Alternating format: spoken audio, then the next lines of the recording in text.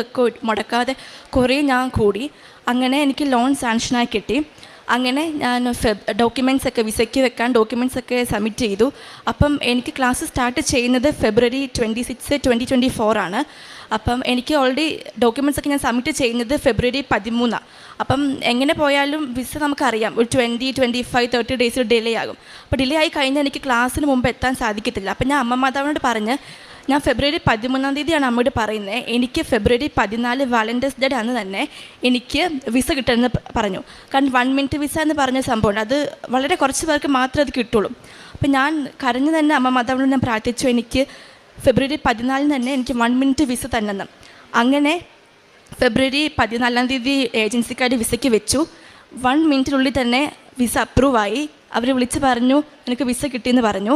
അത് ഭയങ്കര വലിയ അത്ഭുതമാണ്, കാരണം ഞാൻ ഒരിക്കലും പ്രതീക്ഷിച്ചില്ല. കാരണം 1 മിനിറ്റിനുള്ളിൽ തന്നെ വിസ അപ്രൂവായി വന്നു.